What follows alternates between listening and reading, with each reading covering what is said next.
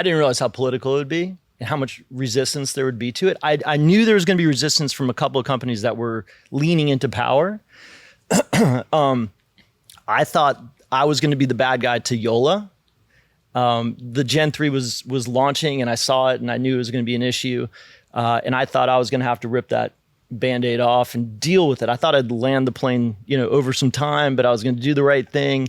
But the day I took the job, USAP pulled the plug on that paddle. So everything kind of everything I thought I was going to do was like, what do I do now? Like, what happens now? I thought maybe took an extreme measure to something that they needed to deal with, but I still felt like it wasn't addressing the underlying problem, which was the rules, right? They found a clerical error or whatever. I know there's a huge lawsuit in this, so I don't even want to get into it, but the mod was still on the list. So sure, they got the Gen 3s out, but the mod was essentially the exact same paddle. So that just came right in. And from a PPA standpoint, I'm looking after, or from a UPA standpoint for the PPA, we want our players to have great equipment, but fair. We want them to play with things that they like and they train with, and there's clarity on what you can and cannot use. And so we started seeing that become an issue. And we very quickly removed the mods. That was when the 3S came in, but that was a much more toned down, version. But I think that in the public, it was as if we had just let that Gen 3 back in, and it wasn't. It was, and now we see it today. There will be a 3S dual certified paddle coming out shortly from USAP and UPAA. And we'll see. I mean, September 1st is the new date where full certification is going to be necessary at PPA. And I expect everybody to fully understand what is and is not legal.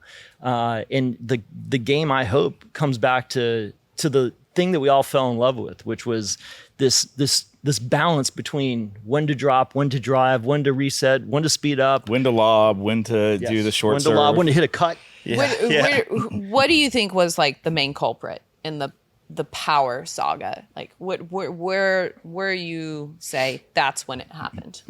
I think it started with the PPE, the gearbox. Was the first one that I experienced as it was too hot. I was playing in Atlanta at an indoor establishment that's very loud, and it's a very quiet paddle. And I was playing against a senior pro who leads up his paddle to 13 ounces and just hits the crap out of it. It's an arm injury waiting to happen, by the way. And he would hit the ball so hard at me that I never even saw it. I would just hear, and it would hit me.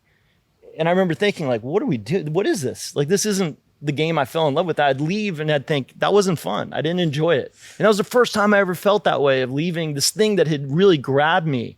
But I left going, that's not good. But that gearbox was actually made as an example for getting around the paddle testing, right? I believe I heard I think it was an Ben issue before talk about this, that gearbox is really just but Ben's take is also probably biased, right? Well, there was no paddle testing, right? Like, essentially. Well, there was a paddle. No, at limit. that time there was, because wasn't that the end of 20? That was the end of 23. But you're talking about on-site. Yeah. So from a certification standpoint, right? USAP, who at the time was charged, like, they are the self-anointed governing body of pickleball. Mm-hmm. And so as a certifier of paddles, they didn't have any output measurements. There was no limits to how fast the paddle could be, how much spin it could create. They had, indirect versions of that. They had construction types and materials that they allowed or didn't allow.